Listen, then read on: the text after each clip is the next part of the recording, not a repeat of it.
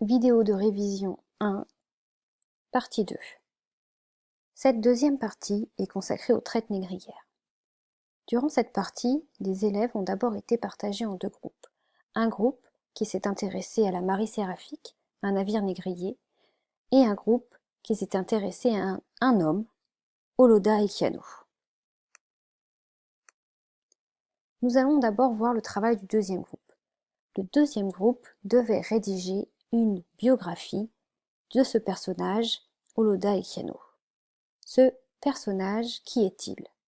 Nous avons appris que c'était un ancien esclave, né près du fleuve Niger, en Afrique. Lorsqu'il était enfant, il a été kidnappé par des Africains qui l'ont ensuite vendu à des Européens et il a ensuite été emmené à bord d'un bateau. Ce bateau, c'est un navire négrier. Dans son autobiographie, Equiano nous a raconté les conditions de voyage d'un esclave. Lorsque l'on regarde ici la couverture de la bande dessinée Les Passagers du vent, on a une petite idée des conditions de voyage des esclaves à cette époque. On voit que les esclaves sont entassés les uns sur les autres. On voit aussi qu'ils ne sont pas considérés comme des êtres humains. Le titre même de la bande dessinée le rappelle. Le bois d'ébène était en quelque sorte le nom de code pour caractériser la marchandise transportée par les navires négriers. Ainsi, appeler les esclaves du bois d'ébène, plutôt que de dire que c'était des êtres humains, c'était nier leur appartenance à l'espèce humaine.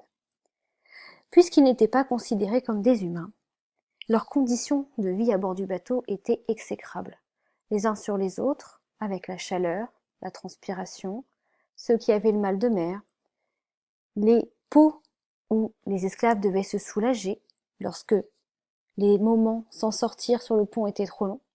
Tout cela produisait une odeur et une prolifération de microbes qui avaient deux conséquences. La moindre était effectivement une gêne épouvantable pour les esclaves. La seconde était la prolifération de maladies et, pour certains, la mort. Certains esclaves supportaient tellement mal ces conditions qu'ils préféraient se suicider et tentaient donc, lors des rares sorties sur le pont, de passer par-dessus bord. N'oublions pas que les esclaves étaient attachés avec des chaînes aux pieds et par deux.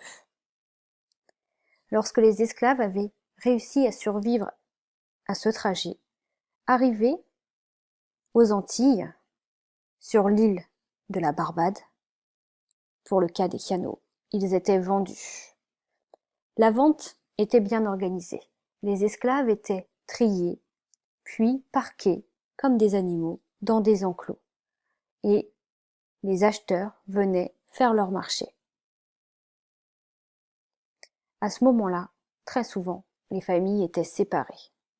Ceci rajoute encore de l'horreur à la vie des esclaves. La deuxième partie de la classe a travaillé, quant à elle, sur le trajet de la Marie Séraphique. Plusieurs étapes constituent ce voyage. La première étape est celle au départ de Paimboeuf, près de Nantes, où l'armateur, celui qui paye pour armer le bateau, pour le préparer à son voyage, et son équipage, les marins et le capitaine, partent vers l'Afrique. Qu'y a-t-il dans le bateau? De quoi survivre, de l'eau, du riz, des fèves, mais aussi des marchandises qui seront échangées en Afrique. Ces marchandises sont très souvent des produits manufacturés, comme des draps, des mouchoirs ou des fusils, de l'alcool. Arrivé en Afrique, ici dans l'actuel Angola, l'équipage restait 1 à 2 mois sur place, le temps d'organiser l'échange avec les rois locaux. Qu'est-ce qui était échangé avec ces rois locaux? Les marchandises embarquées, les draps, les fusils, contre des esclaves. Ce sont donc les rois locaux des rois africains qui vendent aux Européens des esclaves. Les esclaves sont ensuite embarqués dans le bateau qui se dirige jusqu'en Amérique. Très souvent, la première étape, ce sont les Antilles. Ici, une fois encore, le navire reste entre 1 et 2 mois. Qu'est-ce qui est vendu sur place? Eh bien, le chargement du bateau, c'est-à-dire les esclaves. Qu'est-ce qui est acheté en échange des esclaves ou grâce à l'argent que rapporte la vente des esclaves? Des marchandises coloniales, du coton, du café, du cacao, de la canne à sucre, du rhum. Qu'est-ce qui arrive aux esclaves? Ils sont vendus, comme on l'a vu, au marché de la Barbade par exemple. Le bateau, chargé de marchandises coloniales, repart donc en Europe.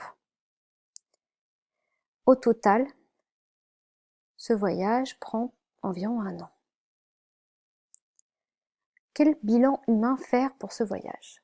Le bilan humain est négatif, puisqu'il y a plusieurs morts, beaucoup du côté des esclaves et 1 ou 2 morts souvent du côté de l'équipage. Le bilan financier, lui, au contraire, est positif, car il permet à l'armateur, mais aussi au capitaine du bateau, de beaucoup s'enrichir. Qu'arrive-t-il aux esclaves une fois débarqués dans les colonies européennes en Amérique? Ils vont travailler dans ce qu'on appelle une plantation. La définition est à apprendre. Nous avons vu plusieurs documents qui nous permettaient de voir quelles étaient les conditions de vie des esclaves. On a vu, grâce à cette bande dessinée, plusieurs informations. D'abord qu'ils travaillent, très souvent dans des champs de canne à sucre, mais aussi qu'ils sont punis. Ici, nous avons une première punition pour les esclaves qui se révoltent. Ici, une seconde punition pour les esclaves qui ont tenté de boire du rhum. Et enfin, ici, les différentes punitions qui arrivent aux esclaves qui essaient de s'échapper. Le port d'un collier humiliant, souvent blessant, la mutilation et enfin la mort. Ce document-ci, qui est une gravure qui date du XIXe siècle, nous a permis de voir l'organisation d'une plantation de canne à sucre. On voit que cette plantation est extrêmement bien organisée. Le maître et sa maison assez luxueuse sont en hauteur, ce qui leur permet de surveiller l'ensemble de la plantation. On voit que les cases des esclaves, qui sont beaucoup plus petites et accueillent un grand nombre d'esclaves, sont juste à côté des champs de canne à sucre. Et juste à côté des champs de canne à sucre, on a des pâturages où les animaux qui servent à transporter les cannes à sucre peuvent manger et se reposer. Et près de là, on a ici une sucrerie alimentée par un moulin à eau, sucrerie qui sert donc à transformer la canne à sucre en sucre. Ce document-ci est un nouvel extrait de la véridique histoire d'Oloda Equiano. Dans cet extrait, on apprend 2 choses importantes. La première, les différentes tâches que les esclaves peuvent avoir à faire sur une plantation. Travailler dans les champs, désherber, désempirer, mais aussi travailler parfois dans la demeure du maître, pour l'éventer ici puisqu'il est malade, mais aussi pour préparer le dîner. L'autre information que l'on retrouve, c'est toujours les punitions. On apprend que le masque que pouvaient porter les esclaves s'appelait une muselière de fer. Voici cet instrument. Nous avons ici une muselière de fer. Alors, la muselière de fer avait en réalité 3 buts possibles. Celle d'empêcher les esclaves de boire du rhum lorsqu'ils en avaient bu et avaient été pris par leur maître ou par celui qui les surveillait, les empêcher de communiquer entre eux pour ne pas qu'ils projettent de se révolter. Et ici, on apprend une nouvelle information sur cette gravure, qu'il sert également à les empêcher de se suicider en mangeant de la terre. Donc, si les esclaves tentent de se suicider, c'est encore une nouvelle preuve que leurs conditions de vie sont extrêmement difficiles dans les plantations. On voit ici un autre instrument qu'on peut appeler instrument de torture, ici le collier à fourche. Les fourches de ce collier visaient à empêcher l'esclave de s'enfuir, à le ralentir dans sa course en le faisant s'emmêler dans les fourrés, les arbustes qui étaient autour de la plantation. Toutes ces punitions sont prévues dans un texte très important qui s'appelle le Code noir. Le Code noir, qui date de 1685, est un ensemble de lois rédigées par la monarchie française et qui, dans plusieurs articles, prévoit ce que les esclaves et leurs maîtres ont le droit de faire ou de ne pas faire. On voit ici l'article 38 qui prévoit les punitions que le maître peut ou doit imposer aux esclaves lorsqu'ils essaient de s'enfuir. Dans l'article 42, une restriction, des choses que les maîtres n'ont pas le droit de faire, comme mutiler inutilement leurs esclaves, ils peuvent être punis s'ils le font, et l'article 44 qui nous dit que les esclaves sont considérés comme des meubles. Ils peuvent donc être comme des meubles, vendus, échangés, prêtés, etc.